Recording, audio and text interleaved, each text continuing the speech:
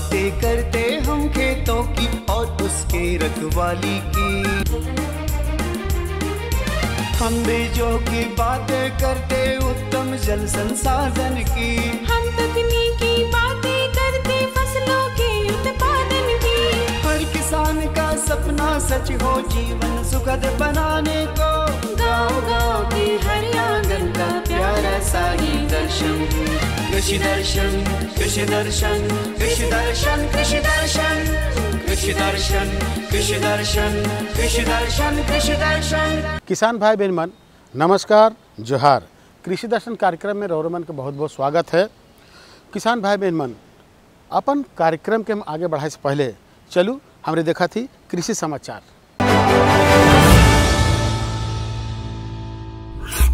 नमस्कार, कृषि समाचार में आपका स्वागत है। मैं हूं अर्चना।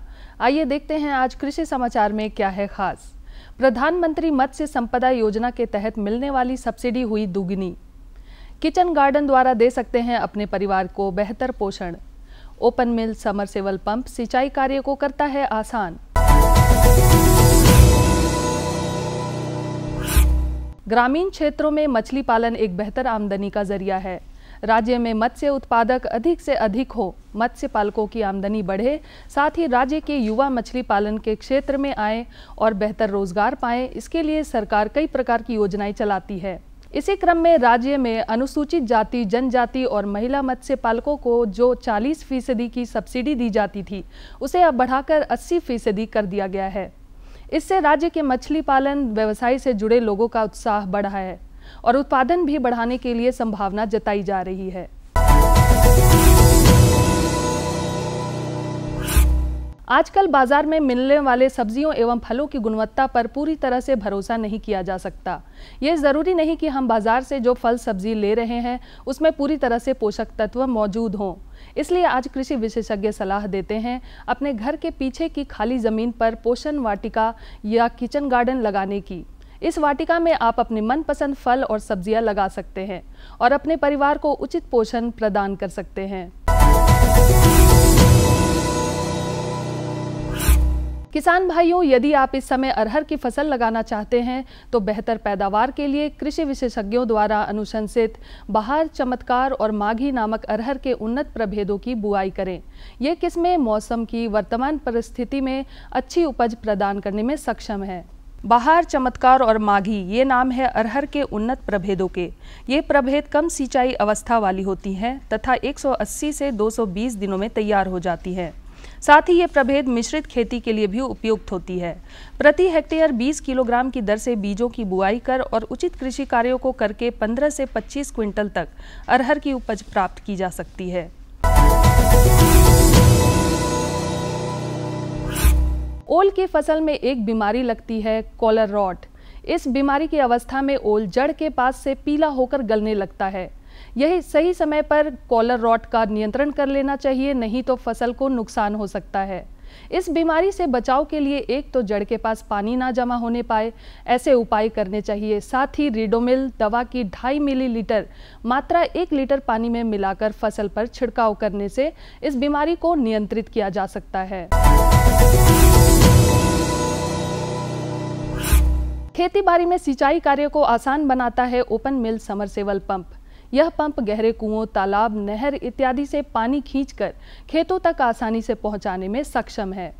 गहरे कुओं, दूर स्थित तालाब, नहर या अन्य जल स्रोतों से पानी खींचकर खेतों तक पहुंचाता है यह ओपन मिल समरसेबल पंप। यह पंप सिंचाई कार्य में लगने वाली मेहनत और मजदूरी की बचत के साथ समय की भी बचत कराता है। कम जल उपलब्धता वाली जगहों में इसकी उपयोगिता बहुत है। यह उपकरण बाजार में उपलब्ध है। और अब एक नजर राज्य के कुछ प्रमुख शहरों के मौसम के मिजाज पर। आज राज्य के कुछ प्रमुख शहरों के तापमान इस प्रकार दर्ज किए गए। रांची अधिकतम 34 डिग्री सेल्सियस, न्यूनतम 20 डिग्री सेल्सियस।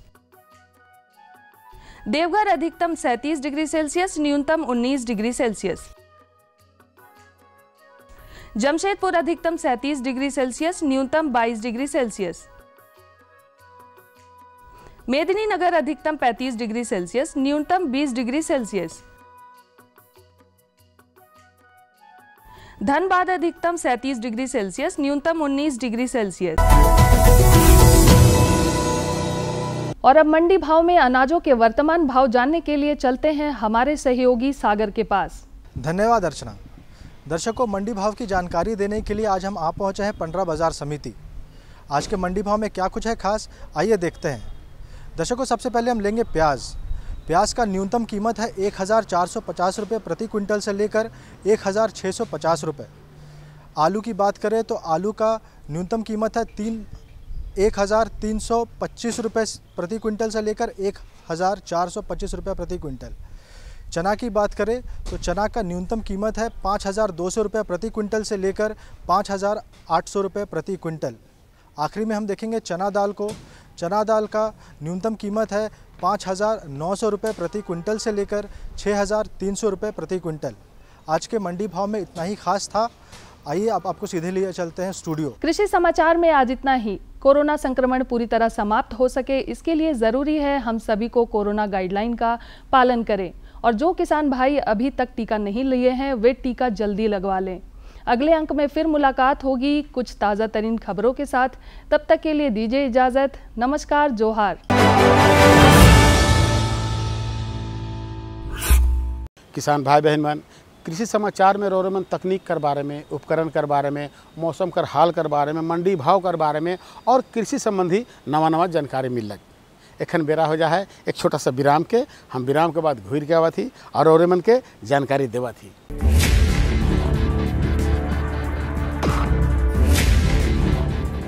भोजन, जल और शुद्ध वातावरण हमारे जीवन का मुख्य आधार है और कृषि इसका मूल स्तंभ। पिछले 60 वर्षों में विज्ञान आधारित कृषि का व्यापक प्रसार हुआ है। साथ ही कृत्रिम संसाधनों के बढ़ते प्रयोग से कृषि की सतत क्षमता पर चिंताएं बढ़ी हैं। प्रधानमंत्री श्री नरेंद्र मोदी जी के दूरदर्शी नेतृत्व के अंतर्गत रसायन मुक्त जैविक खेती एक महत्वपूर्ण प्रयास है।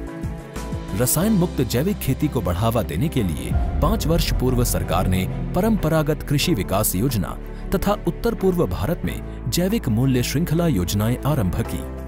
ऑर्गेनिक फार्मिंग को देश भर में बढ़ावा देने के लिए सरकार अनेक प्रयास कर रही है।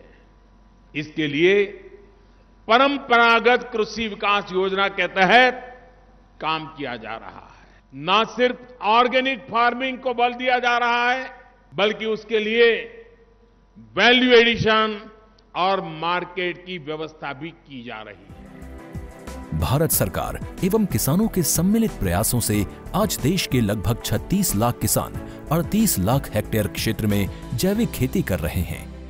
इसके अतिरिक्त हमारे देश के अनेक ऐसे क्षेत्र हैं जहां आज भी पारंपरिक जैविक खेती हो रही है। इन पारंपरिक जैविक क्षेत्रों को जैविक प्रमाणीकरण सुलभ कराने हेतु पीजीएस के अंतर्गत लार्ज एरिया सर्टिफिकेट का प्रावधान किया गया है। इस प्रक्रिया की विशिष्टता ये है कि इसमें प्रमाणीकरण मात्र 2 से 3 महीनों में हो जाता है, जबकि सामान्य परिस्थितियों में इसमें 2 से 3 वर्ष का समय लगता है। अंडमान निकोबार केंद्र शासित प्रदेश के कार निकोबार एवं नैन काउरी द्वीप समूह देश के सर्वप्रथम ऐसे प्रमाणीकृत जैविक क्षेत्र हैं। अभी हाल ही में संपूर्ण लक्षद्वीप को जैविक खेती के रूप में प्रमाणित किया गया है। वर्ष 2016 में सिक्किम राज्य पूर्ण जैविक कृषि राज्य के रूप में प्रमाणित हो चुका है।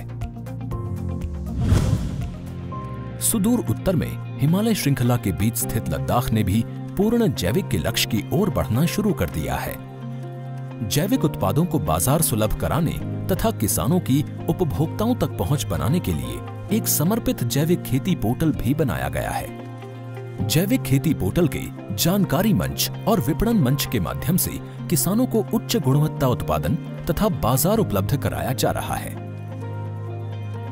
आशा है देश के सभी राज्य अपने जैविक क्षेत्रों का विस्तार करेंगे और देश में जैविक कृषि क्रांति को मजबूत करने में योगदान देंगे।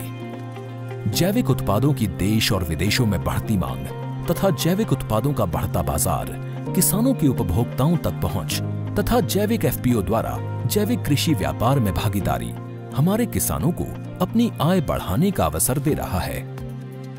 पिछले 5 वर्षों में जैविक कृषि उत्पादों का निर्यात दोगुने से अधिक बढ़कर 7,000 करोड़ रुपए से अधिक का हो गया है और इसमें प्रतिवर्ष 20% से अधिक की वृद्धि हो रही है। उम्मीद है पारंपरिक क्षेत्र के किसान भी इस बढ़ते बाजार से लाभान्वित होंगे और जैविक कृषि आंदोलन को आगे बढ़ाएंगे। किसानों की मुस्कान समृद्ध हिंदुस्तान की है पहचान।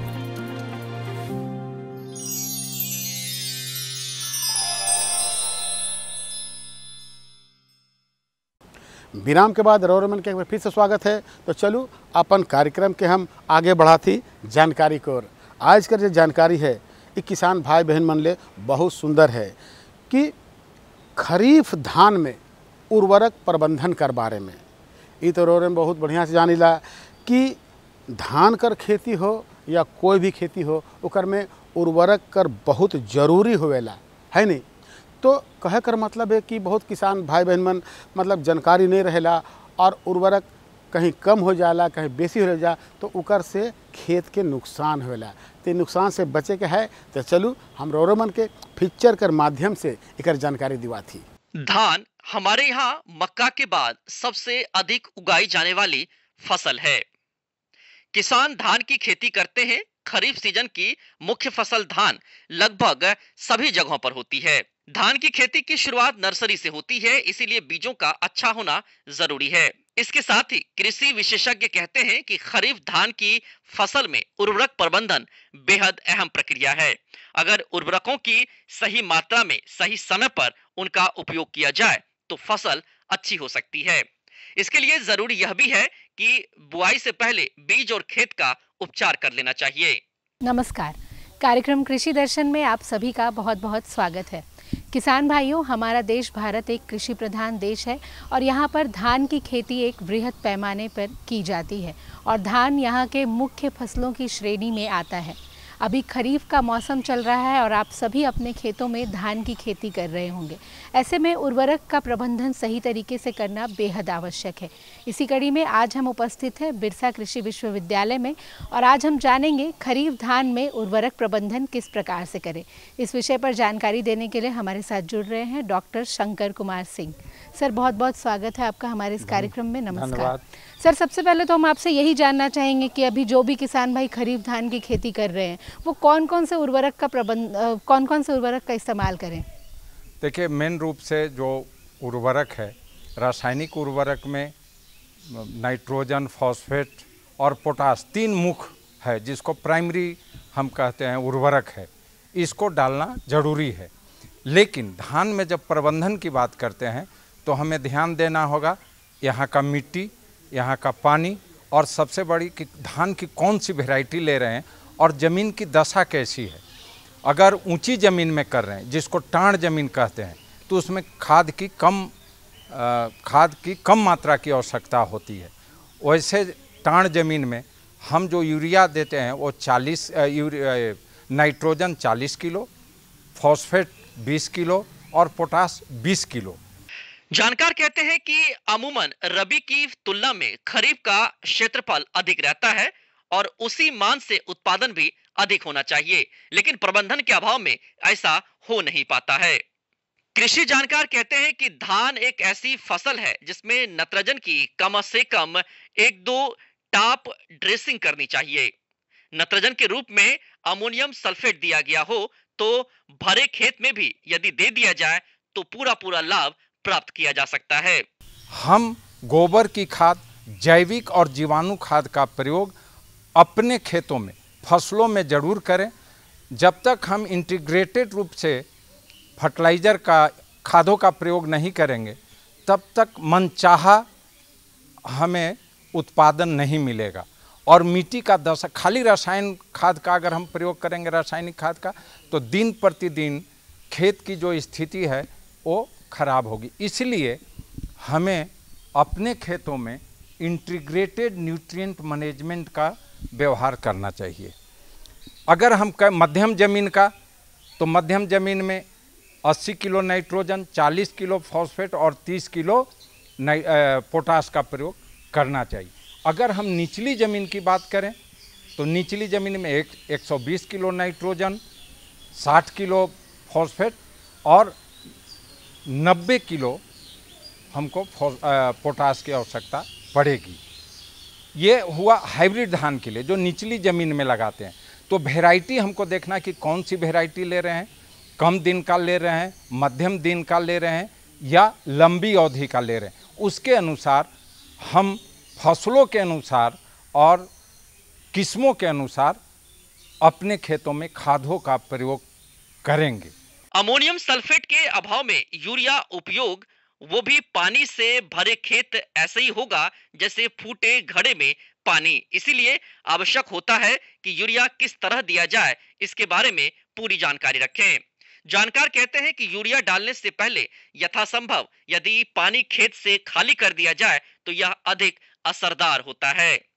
किसान भाइयों से एक अनुरोध है कि मिट्टी जांच कराकर ही खाद का प्रयोग करें।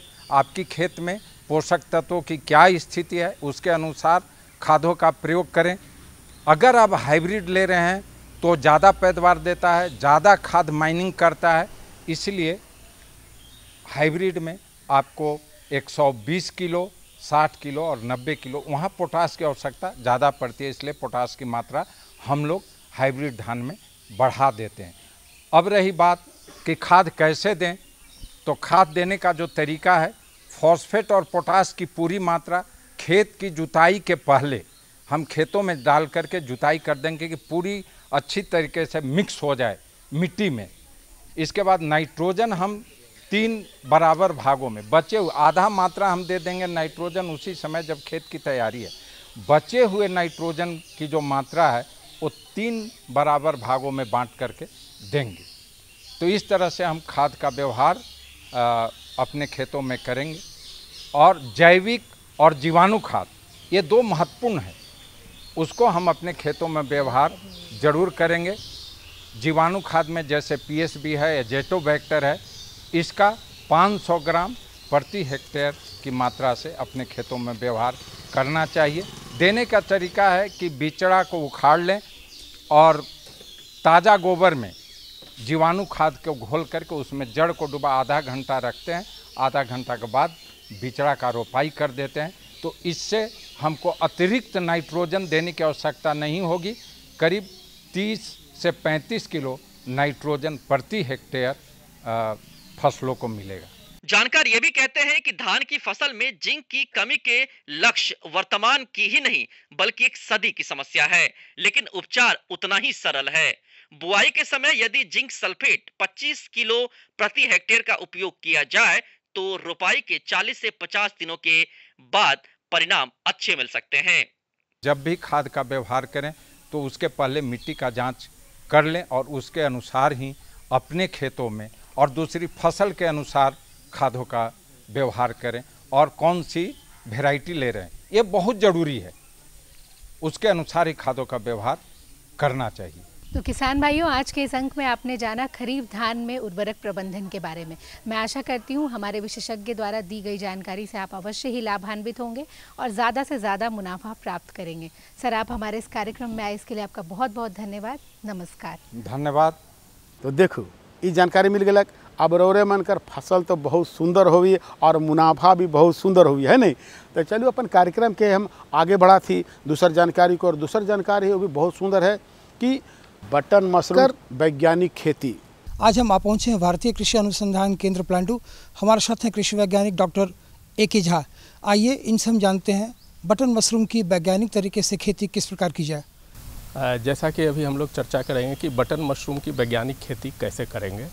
तो जहाँ तक मशरूम की बात है तो सभी लोग जानते हैं कि मशरूम एक स्वादिष्ट फफूंद, खाने योग्य फफूंद है जिसमें कि काफ़ी मात्रा में प्रोटीन होता है। इसके अलावा आप जैसे कि जानते हैं कि मशरूम में जो है सो कैल्शियम की अच्छी मात्रा, आयरन की अच्छी मात्रा पाई जाती है।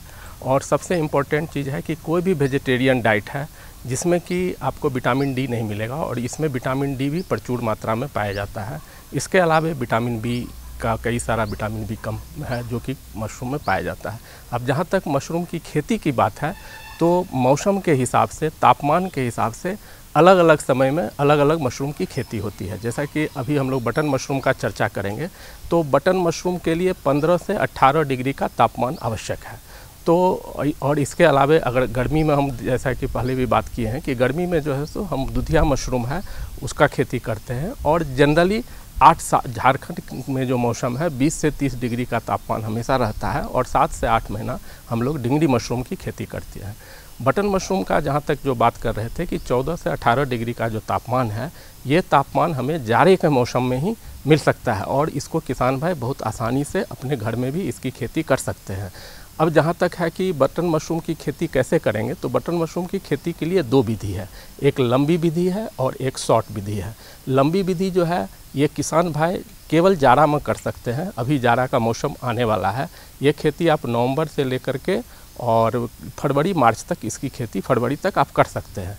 लेकिन इसके लिए तैयारी किसान भाइयों को अभी जस्ट अगस्त के बाद सितंबर से शुरू करना होगा, क्योंकि लंबी विधि में जो हम खाद बनाते हैं, कंपोस्ट बनाते हैं, उसमें करीब 35 दिन का समय लगता है और अभी वो खाद बनाएंगे तभी वो अक्टूबर से बटन मशरूम की खेती कर सकेंगे। बटन मशरूम की खेती में जो खाद बनता है, इसमें जो खाद के लिए सबसे बेसिक चीज़ जो कि झारखंड में अवेलेबल है, जैसे पैडी स्ट्रॉ, धान का कुट्टी अवेलेबल है। इसके अलावा अगर गेहूं का भुस्सा भी लोग यूज करना चाहते हैं तो गेहूं का भुस्सा यूज कर सकते हैं।